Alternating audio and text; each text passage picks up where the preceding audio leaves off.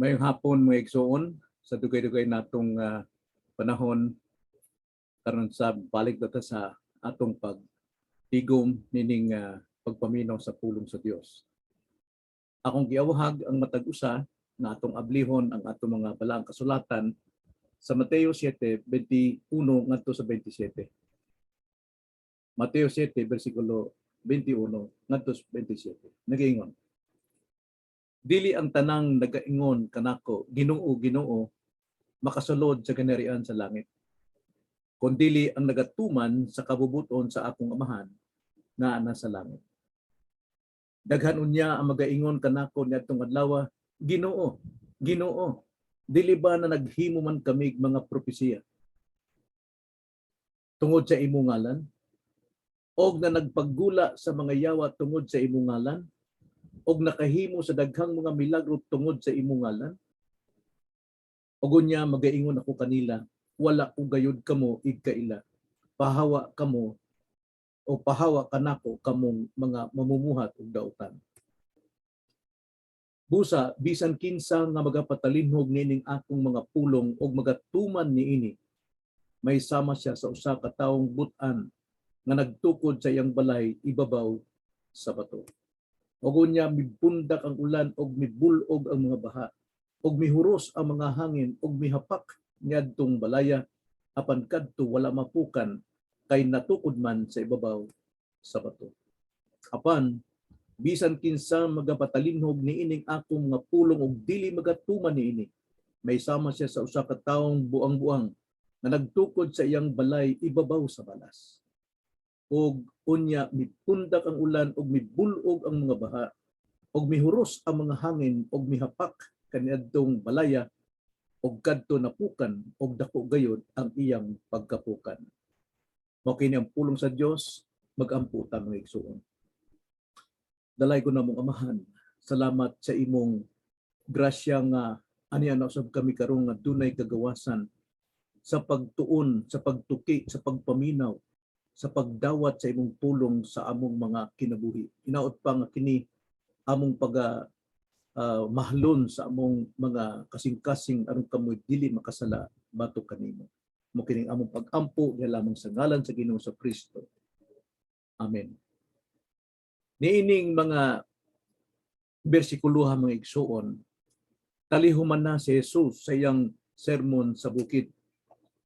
Og sa iyang pagkahuman niining kaulihian, siya naghatag og makapahinuklog nga mga tambag sa iyang mga katawhan nga kinahanglan ato usab na kini paminawan og dawaton. So niining mga pulong nga atong gibasa, dunay tulo ka tambag ang Ginoo alang kanato. Primero, ang iyang tambag angay natong kahadlukan. Ang iyang tambag angay natong kahadlukan, sumala pa sa 21:23, nganuman nga angay man natong kahadlukan. Nagaingon, kay dili ang tanang magaingon kanako, Ginoo, Ginoo, makasulod sa ginarian sa langit, kundili ang nagatuman sa kabubuton sa akong amahan nga ana sa langit. Daghan unya ang magaingon kanako niadtong adlaw, Ginoo, Ginoo, dili ba na naghimo man kami mga propesya tungod sa imong ngalan, og nagpagpanggula sa mga yawa tungod sa imong ngalan, og nakahimo sa daghang mga milagro tungod sa imong ngalan? Mo nay gisulti. Og unya magaingon ako kanila, wala ko gayod kamo igkaila. Pahawa kam nako kamong mga mamumuhat ug dautan. Angay gyud nato ni kahadlukan ning tambag sa Ginoo. Kay tungod nagaingon, dili tanan nagasampit sa iyang ngalan luwas nun makasulod sa ginarian sa Dios. Sumala sa bersikulo 1. Nagaingon nga dili tanan, pasabot ni ini may igsuon pagkaraghang mga tao nagasampit sa ngalan ni Jesucristo og matinud-anon ang ilang pagsampit, og sila nagasampit sa kanunay apan dili sila luwas nun. Dili man sila luwas nun. Mo ni kuyaw angay natong kadlukan, busa kita usab atong susihon ng atong kagalingon, kauban ba ko ni mga tawhanan sige lagsampit apan wa koy kasiguruhan sa akong kaluwasan. Ang pangutana, kinsa man ang mga tinuod luwas? Basahon nato balik ang bersikulo 21. Dili ang tanang magaingon kanako, Ginoo, Ginoo, makasulod sa kanarian sa langit. Kundili, duna na. Nananay, dunay pasubali sa Tagalog pa. Kundili ang nagatuman sa kabubuton sa akong amahan nga anaa sa langit. Ang pangutana may suon. Kauban ka ba sa daghan nagasampit sa ngalan apan wala magatuman sa kabubuton sa amahan? Karon unsa may kabubuton sa amahan nga angay natong pagabuhaton? Dili lang sa pagsampit sa ngalan ni Jesus. Haay man nato makita ang kabubuton sa amahan. Wala apod sa iyang kasulatan. Let the scripture interpret itself. Atong basahon ang John 6:40 nagaingon, kay ang kabubuton sa akong amahan mao kini, nga ang matag usa nga makaila sa anak og musalig kaniya makabaton sa kinabuhing dayon og pagabanhawon ko siya sa kaulihan mga adlaw. Tanawa, kadto kunong makakita og musalig sa iyang anak na si Kristo, mao ni kabubuton sa amahan nga angay buhaton sa tanang mga taong nagasampit sa iyang ngalan.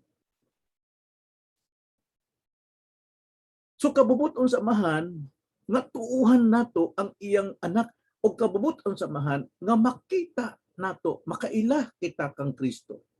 Kung saan nato pagkaila kang Kristo, pinaagi sa pagwali, sa pagpaminaw sa pulong sa Dios.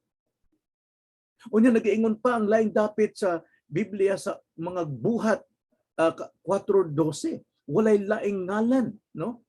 Walay kaluwasan pinagi kang bisan kinsa pangangalan. Nga lain kay walay bisan unsa pang lain nga ngalan sa sinong sa langit nga gikahatag ngadto sa mga tawo nga pinaagi niini maluwas sila. Walay laing ngalan nga gihatag ang amahan aron atong pagabuhatong siya makita og atong pagatuuhan.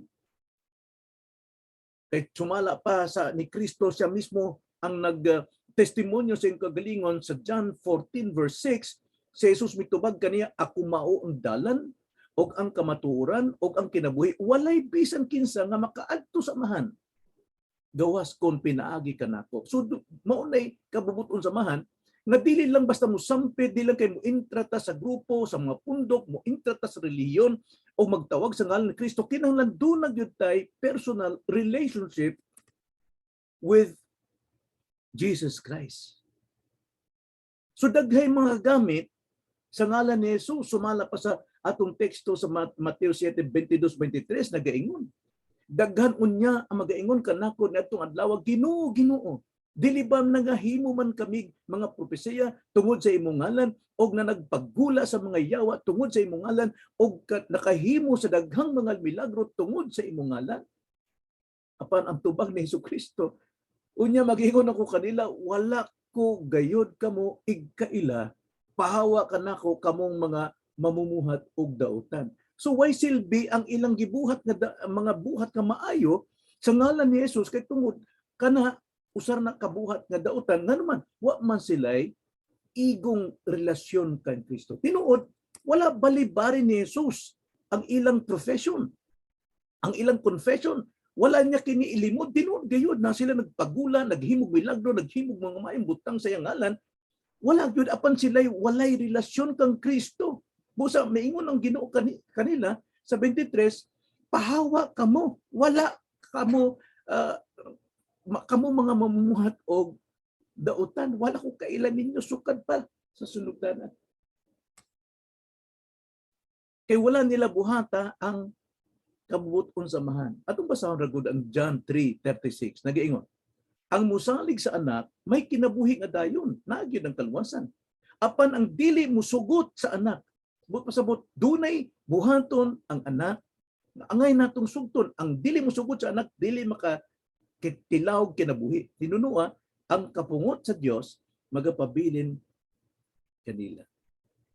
Tinuod mga igsuon, nagabuhat silang mga maayong mga butang, mga maayong mga milagro sa ngalan ni Jesus. Apan ideklara ni Jesus sa kahuliang o katapusang panahon, pahawa ka mo sa akong atubangan. Nga naman, importante ang dunay relasyon sa Dios, pinaagi kang Kristo. Kay tungod, si Kristo lang ang bugtong anak. Apan sa diha nga musalig ka kang Kristo, si Kristo magapuyo sa atong kasing-kasing kay tungod kini buhaton sa amahan nga puyo sa atong kasing-kasing aron kata dunay authority to be a child of God. Mahimo natang anak sa Dios. Ikaduha, maigsuon bahin sa tambag ni Jesucristo, dili lang kay kini angay natong kahadlukan. Ikaduha, ang tambag ni Jesucristo angay natong siguruhon. 24:25 nag-ingon, busa bisan kinsa nga magapatalinog ni ining akong mga pulong o magatuman ni ini, may sama siya sa usa ka taong butan nga nagtukod sa iyang balay ibabaw sa bato, og unya mipundak ang ulan, og mibulog ang mga baha, og mihuros ang mga hangin, og mihapak niya adtong balaya, apan kadto wala mapukan kay natukod man sa ibabaw sa bato. So atong siguruhon gayon ang atong pagpaminaw sa pulong sa Dios. Ato ba kining nasabtan o ato ba kining gituman? Kaya nag-ingon ang amahan sa John 6:40, nakatong makakita kang Kristo, makaila kang Kristo, kinahanglan musalig kang Kristo, mutuman kang Kristo. So ato ba ning gibuhat? So sumala sa gisulti karon sa 24:25 sa atong pagpatalinhog siguro ang gyud nato nakita gyud nakasabot sa atong gipaminawan og ato kining gituuhan. So primerong baruganan gyud aron masiguro ang atong relasyon sa Dios mao ang pagtuo.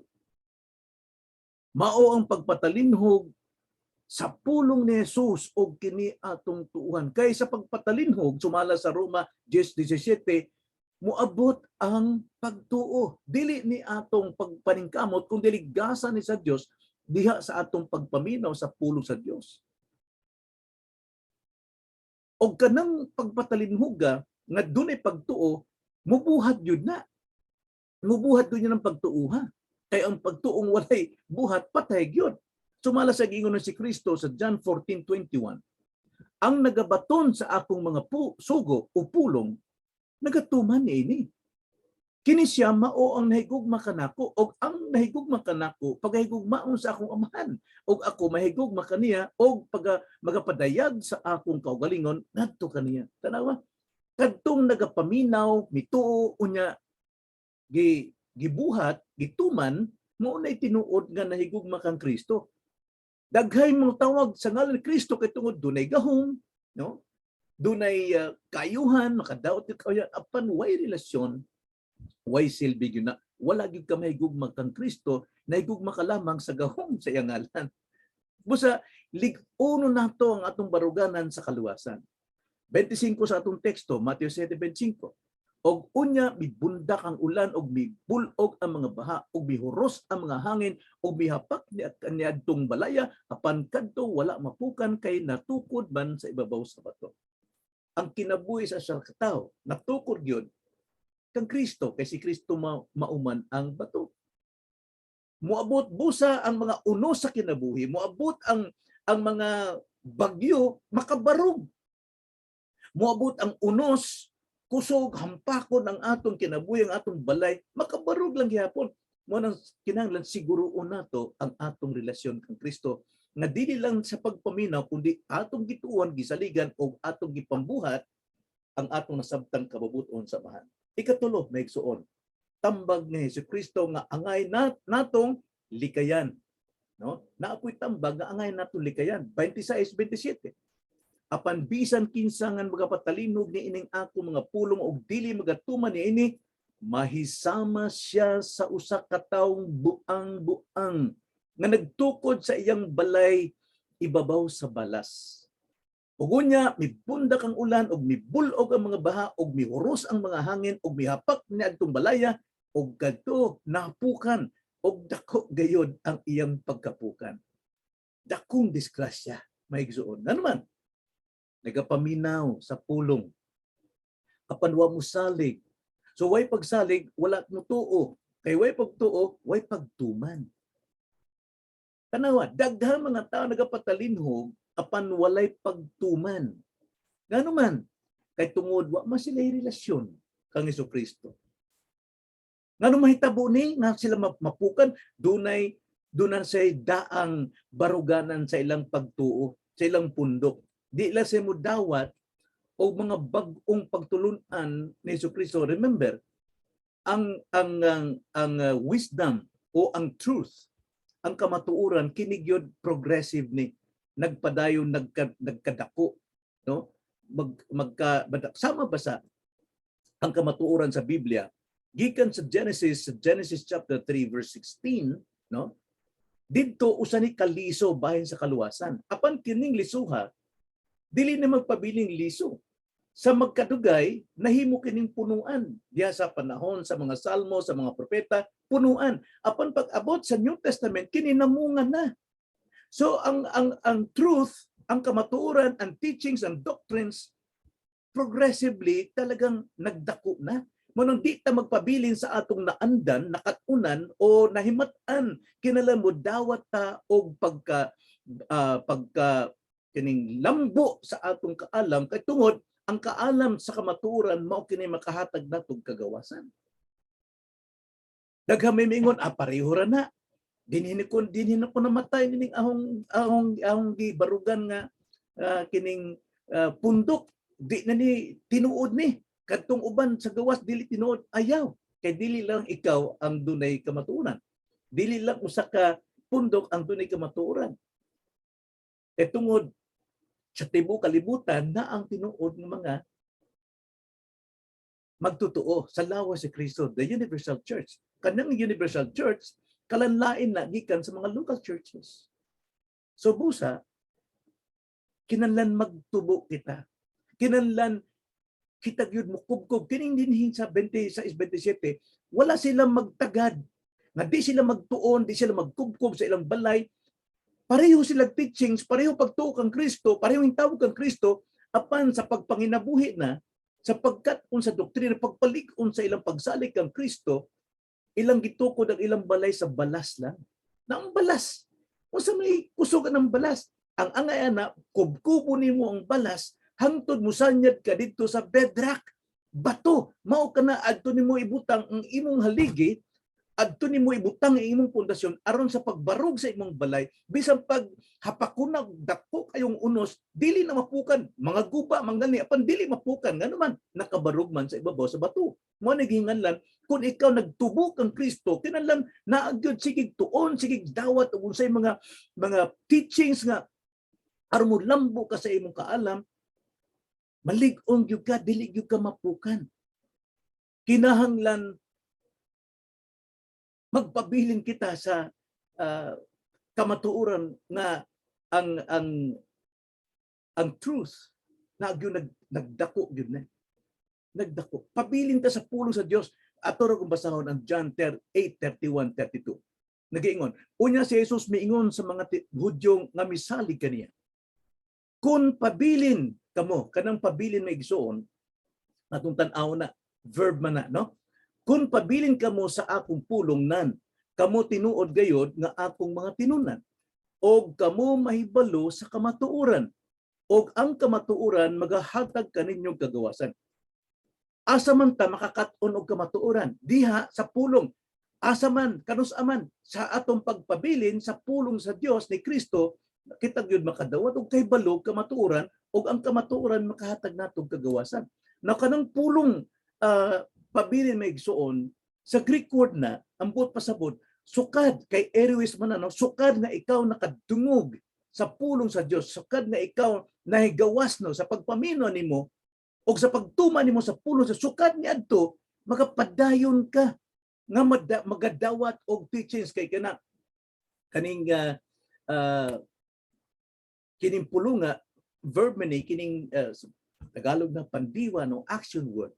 Pero ang tense niya na, sukad nga ikaw nakadungog o nagapaminaw o imong gituman, magapadayon ka sa pagdawat niya ng kamaturo na arumulambo ka sa imong pagsalig pagtuo kang Kristo. Dili ka magpabilin sa imong nakatunan na. sa imong nakatunan ra. Daghay mga tao nagtuong silang maluwas nun apan tua karon dito sa kalayo nganuman kay nagpabor silang kaugalingon nga igo na ang ilang nasabtan. Nagtubo ang kaalam nato sa Ginoo sama sa liso. So likayi gayud. Likayi kanang atong daang tinuuhan. Ablig yun ang atong mga mata, ablig ang atong kasing-kasing nga mudawat sa mga pagtulunan nga lig-on nya klaro gyud sa Biblia.